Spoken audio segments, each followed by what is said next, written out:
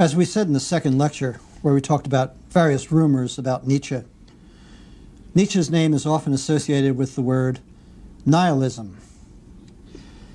Also, because Nietzsche is such a critical, apparently destructive writer, because he attacks so many things and so many people, religion, morality, Socrates, Christianity, it's often assumed that Nietzsche is basically a nihilist himself, or at any rate, a very destructive philosopher who has very little positive to say.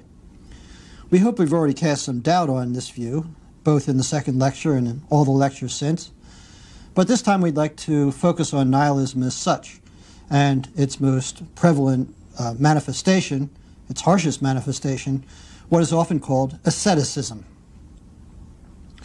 Nihilism itself is a concept that came into Europe fairly recently, just about Nietzsche's time, in fact. Although there were certainly analogues back as far as ancient Greece. In fact, Socrates might be viewed as, in certain ways, attacking a certain kind of nihilistic thinking in the Sophists. But in its modern incarnation, we trace the word nihilism back to the Russians, back in the Tsarist days. And in particular, I think the first popular use of the word was in Turgenev's novel Fathers and Sons. What that means is that the youths, the sons, rejected the authority and the values of their parents. For contemporary Americans, this is nothing new, but in old Europe, in Tsarist Russia, it probably must have been something of a shock. The concept of a nihilist, then, is something fairly localized, and it's just what we would call teenage rebellion. But by the time the term moved west and got to Germany, it had taken on a much broader meaning.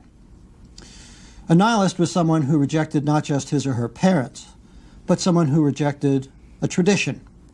And if you think about the sorts of traditions that were prevalent in Russia at the time, and certainly some of the traditions that would have been prevalent in Germany at the time, again, this might have been quite a shock, especially, say, in a small German town such as the one Nietzsche was raised in. Rejecting a tradition can, of course, take on many different dimensions. It depends what kind of a tradition. It might be a fairly specific, narrow cultural convention, or it might be something much broader that has to do with a whole way of life. And consequently, the notion of nihilism spread to being the rejection of an entire culture, and even the rejection of an entire society. But of course, although Nietzsche fits many of these descriptions, in particular, he rejected his Lutheran tradition as much as possible, and he rejected German culture as much as possible in Wagner, but also in the fact that he, from the time he started teaching in Switzerland at a very young age, spent virtually all of his adult and sane life outside of Germany quite conscientiously. Nietzsche quite clearly rejected German society in many of its different manifestations. He even rejected the language, although he is probably its greatest writer. He said he really wished he could write in something else, like French, so that people wouldn't associate his ideas so much with Germany. But there's a certain limit. You can reject your society, but there's an idea of rejecting society altogether. That would certainly be a very extreme form of nihilism. And one can say of someone like Nietzsche that perhaps that's what he does too. For example, he spends much of his time in solitude, not just because he didn't have friends, but also by choice. And when Zarathustra comes down out of the mountains, it's quite an effort.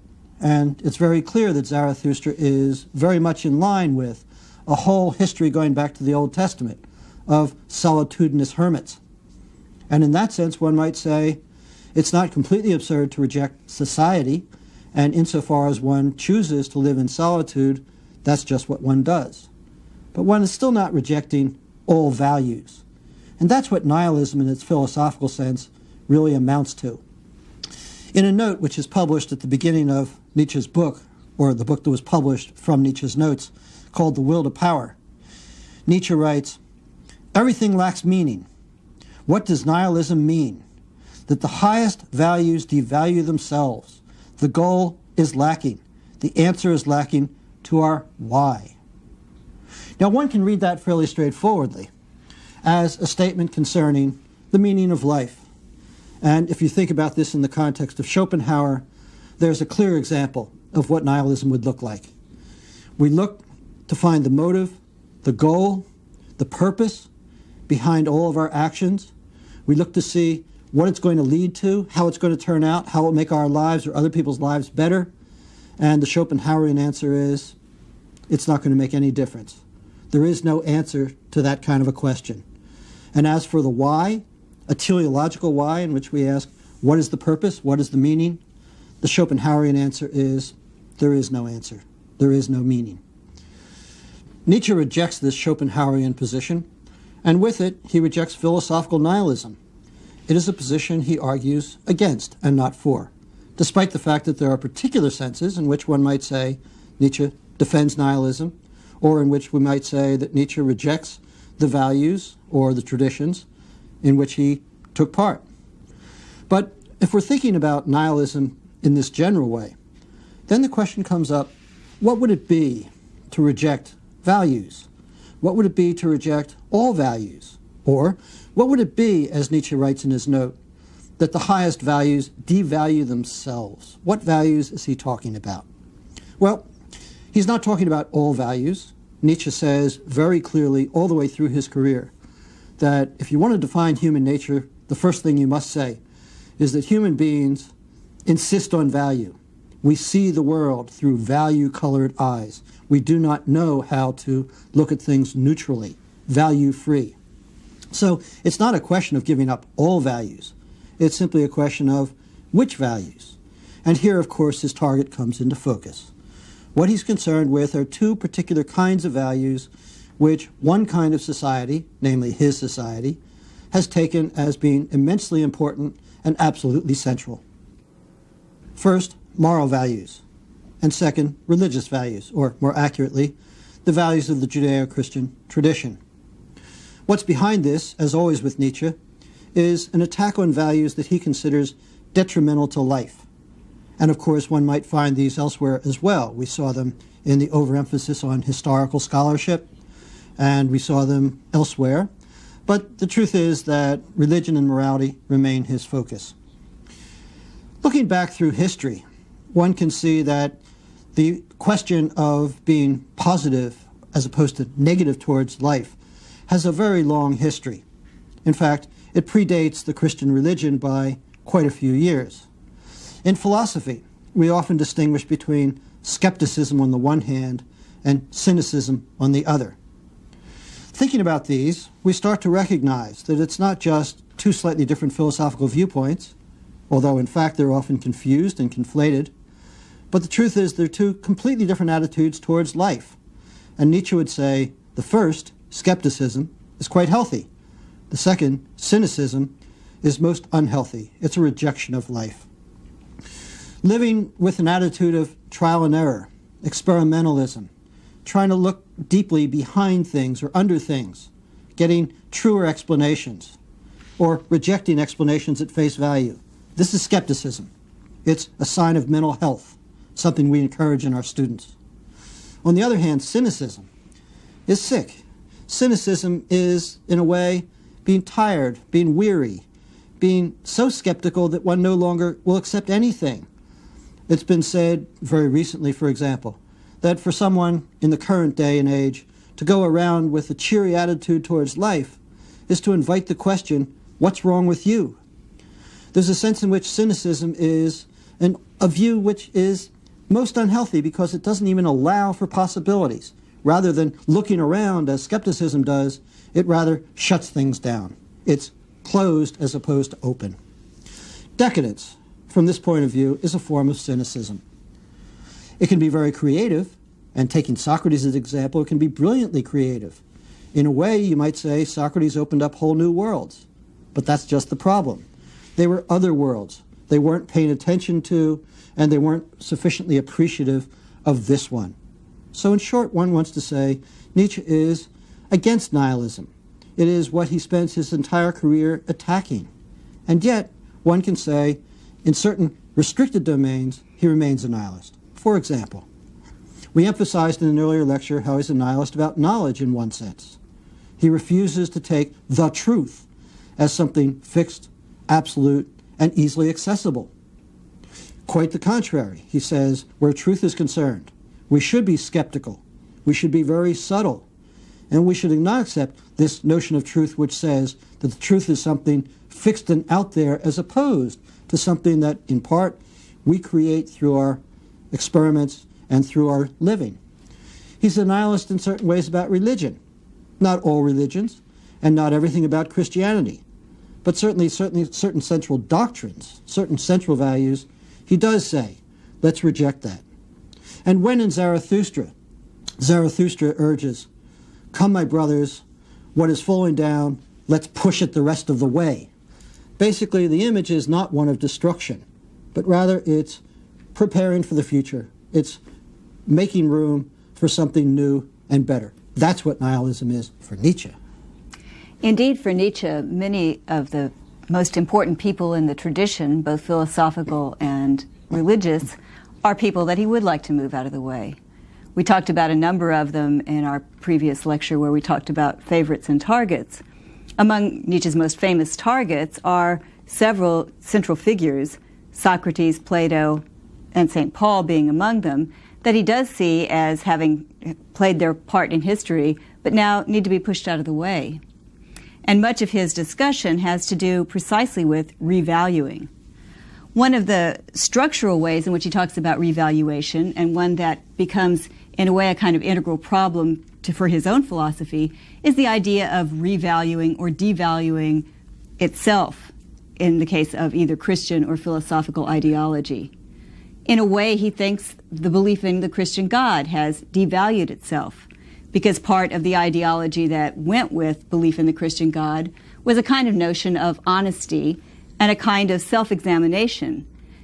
His conviction was that eventually Christians, if they were honest about it, realized that belief in the Christian God was not very central to their conception of the real world, not very central to their conception of how things were, and that realistically it wasn't even true that the Christian God really played that important a role anymore. Once that became clear, it wasn't too much further to starting to recognize what Nietzsche calls the death of God, or at least the fact that belief in God is no longer so central to living in the Western world that this is the center of our culture in general.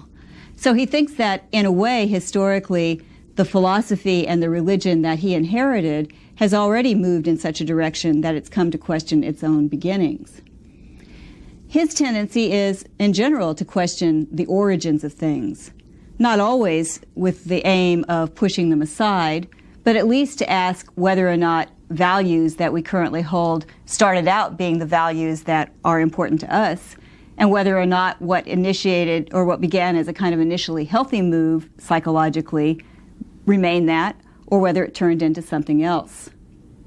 He writes a whole book called On the Genealogy of Morals. Bob will have a number of things to say about some of his analyses there, where he talks about the origins of some of our moral valuations and asks whether or not these were reasonable moves at one time but have ceased to serve an important purpose for us or a healthy purpose for us, or whether or not there might still be reasons to retain them. I'm going to focus for a moment on the third essay of this three-essay work and talk about what, in a way, is one of the most problematic type of valuations for Nietzsche's own philosophy, namely the high value that humanity in general has frequently placed on asceticism. Asceticism involving practices that seem to be life-denying. Why is this so central to Nietzsche? Well, on the one hand, he has this long-term background of thinking in terms of Schopenhauer's view of reality and his own agreements or disagreements with it. Schopenhauer's conviction was that asceticism was actually the way to make life good. If, after all, most of us end up coming to grief precisely because we take seriously our own obsessive personal desires, asceticism was a move in a very different direction. Indeed, if you engage in ascetic practices like fasting, you end up feeling, in a way, so removed from everyday reality, in a sense so physically weakened, that you're concerned about whatever particular fantasy you're entertaining in general at that point in your life starts to recede a bit. In fact, it's possible to start to feel relatively will-less, and that indeed was what Schopenhauer recommended, to renounce one's will and thereby to attain a kind of peace. Nietzsche rejects all that and favors instead a view that recognizes human desire for vitality, the human desire for power. And that creates a certain question for Nietzsche himself. If indeed humanity in general and all our basic actions are motivated by a desire for vitality and power, what on earth are we to make of ascetic practices? It would be one thing if ascetic practices were merely means to an end, a kind of instrumental way of assisting one's own health. For example, for some people, the need to cut down on cholesterol, at least in recent times, has struck them as an important means to the end of maintaining their vitality. Granted, their immediate desire might be for food that is rich in cholesterol, but there is a sense that if they change their diet, removing some of these foods from it, they'll end up feeling more full of life in the end, perhaps even in the short run. Now that would make sense on Nietzsche's analysis. But ascetic practices don't seem to really be means to a very obvious end at all. The idea is to fast for the sake of fasting, or to sacrifice things for the sake of sacrifice, to give up candy for Lent, not because candy is bad, but simply because it's a good idea to be able to give these things up. Nietzsche asks then, well, what sense are we to make of ascetic desires, the strategy of employing these ascetic practices? Is there some deeper motive that actually is a matter of will to power, or is this really something that falsifies Nietzsche's entire theory? Nietzsche concludes that there actually is a way in which ascetic practices do manifest will to power. But this manner is quite subtle. The basic idea is to split one's own sense of self into two parts, the controlling part and the part that wants something. If you give up candy for Lent, you have the controlling part that is attaining a kind of mastery over another part of yourself, the part that wants the candy. If you fast generally, there's a sense in which, although you want to eat, there's a part of you that is more powerful still. In a sense, Kant paves the way for this kind of split of the psyche when he talks about inclinations versus our rational conception of what we're obligated to do. Of course, Kant realizes there are all sorts of things that we want, and even that's part of our nature. Biologically, we do have desires and inclinations. That much is something that we can't do anything about. But nevertheless, Kant views it as not only a kind of important and noble thing about the human being, but indeed our moral obligation to resist those inclinations, not to appeal to them at all in deciding what we ought to do, but instead listening to reason alone and allowing reason to tell us when to disregard our inclinations entirely. What Kant does there is to show us a kind of domination structure inside the psyche. We have on the one hand the controlling part, and on the other hand the natural human being. And those sorts of philosophical systems that are used to justify ascetic practices generally do allow for a kind of willful assertion of something like the self, or the self under one conception, over another part of the self. And that's where Nietzsche sees the will to power having been sublimated. Granted, when someone is ascetic, when someone succeeds in these practices, you would have to say that they have, in a sense, controlled themselves, not simply given in to will to power on one level.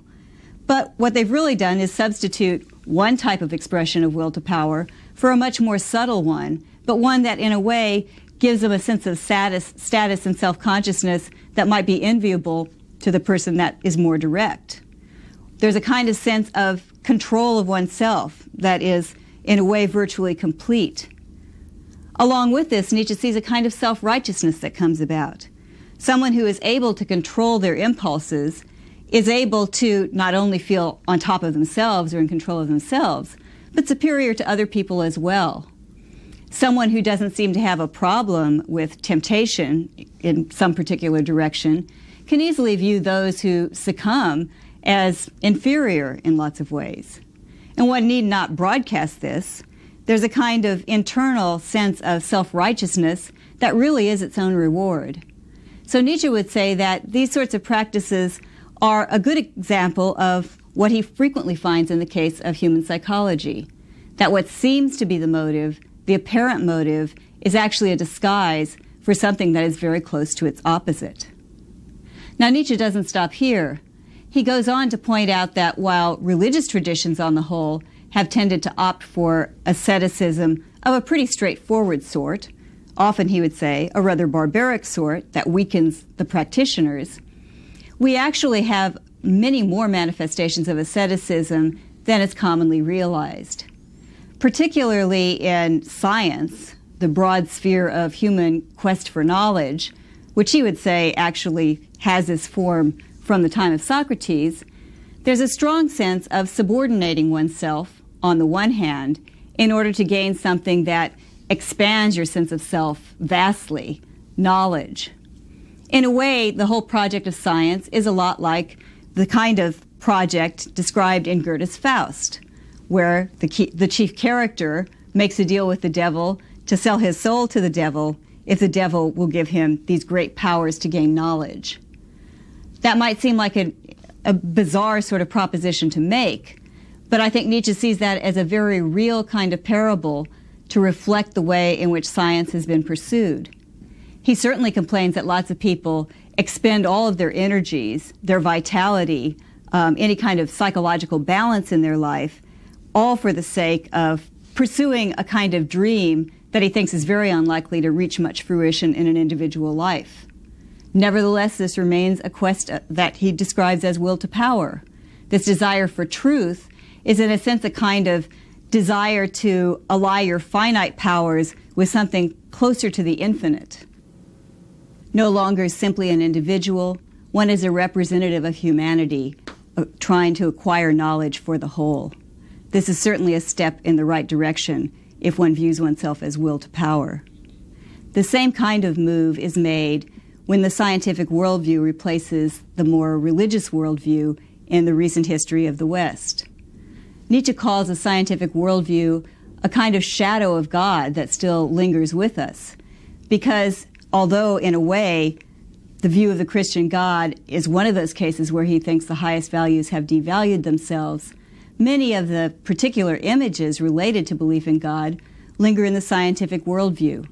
People frequently talk about the designs of nature instead of the designs of God, or view internal development of organisms as a kind of, on a teleological model, as fulfilling some kind of purpose. Nietzsche thinks it's very important not to simply transpose the habits that we've had in our religious past and move those to a kind of scientific worldview. And in part, he too is motivated by will to power. His own claim is that we ought to resuscitate our powers and recognize them as our own and not transpose them to the Christian God. Similarly, we ought not transpose them to some dream of a nature that we don't really know much about. Instead, we ought to recognize them as ours. So he too wants to maintain that will to power is our primary motivation, indeed his primary motivation. The seeking out of otherworldly views, different kinds of asceticism, is part of what drives Nietzsche throughout his career, and one finds it in all sorts of different places. Kathy just mentioned science and scholarship more generally, and in the last lecture I pointed out that there's a sense in which one can lose oneself in the past. One can deny life by, in effect, trying to look at other people's lives. That's a version of the otherworldly. One also sees it in, for example, Hegel's view. Not so much the general sense of the phenomenology that I discussed before, but rather in the view of history as something which, as Hegel puts it himself, dwarfs the individual, virtually makes him insignificant. And if one takes that worldview and really focuses on it, and really does diminish one's view of him or herself, then it's also a sense of otherworldliness, a sense of self-denial. One really does find oneself caught in a vision in which one doesn't make much difference. Tolstoy, in one of the epilogues to War and Peace, takes the Hegelian vision and describes in very concrete terms what we don't get from Hegel. The major players in the war between the French and the Russians, and the Battle of Borodino in particular, Napoleon on the one hand, the Russian generals on the other. And he says of them, even though they thought they were instrumental, in fact decisive, in making the decisions that would change world history. The fact is that they were just pawns in the hands of a much larger force, fate itself. That too is a kind of otherworldliness, a kind of self-denial, and if one thinks of oneself that way, then one does, in fact, reduce oneself to insignificance. That, of course, is very much a picture which we get in some forms of Buddhism, that one sees the world as a whole, and one sees the self as an illusion, and the idea, which is captured in Schopenhauer, is again to reduce oneself to insignificance. You find it, too, in the kind of antiquarianism that Nietzsche both praises and rejects. What he praises is appreciating the past as our past, but what he rejects is losing ourselves in the past. That too is an otherworldliness. Or one thinks of Marx's classless society, the idea of a future in which there will be no classes, in which there will be no class conflict, in which presumably there will be prosperity and happiness. Marx doesn't really spell it out very much, but one can see in, for example, the life of some of our current-day Marxists. What they do is they live in the theory, they live in this future dream, and consequently they are as ascetic as any religious cult. One finds it too in something Camus writes about in The Myth of Sisyphus, when he talks about what he calls philosophical suicide. Now, in particular, he's referring to Kierkegaard and certain forms of religious resignation, but what he has in mind is a more general thesis, which might be put, it's whenever you give up on this life, whenever you look to another life or a future state of affairs, whenever you don't appreciate the moments of this life, what you're doing is basically suicide. It's rejecting life. It's what Nietzsche calls a naysaying to life. I was thinking about this as we were flying the other day, which is something we do quite frequently. And we were in an airport, and I watched one of many people walking down the halls of O'Hare Airport in Chicago, talking on a cell phone. And he was utterly oblivious to people around him. He was just having a conversation with someone or other. And a thought occurred to me, probably not fair to the fellow in question, but he really was somewhere else. And that idea of being somewhere else, as I thought about it, really does capture an awful lot of our present secular existence. To talk about asceticism doesn't require a religious concept of the otherworldly or a Platonic view of a certain kind of heaven, and it doesn't promote necessarily a kind of peacefulness, the sorts of things that, for example, certain Buddhist and Hindu and Taoist sects aim for in their ascetic practices. But rather, it can even be in a kind of frenzy. And I was thinking how much of our current life really is caught up in that sort of thing. Talking on the telephone, cell phones in particular, our emphasis on email, or going back a few years, people who walk around in public or in nature with Walkman on, with earphones listening to music. I don't care whether it's Beethoven or whether it's the latest in grunge rock, but there's a sense in which they're somewhere else. And the picture that I kind of want to at least entertain is that there are all sorts of ways which we, in our frenzied secular world, are now inventing of also not being in this life, not paying attention to our lives, but in a sense always being otherworldly. And that doesn't mean necessarily ethereal or even philosophical.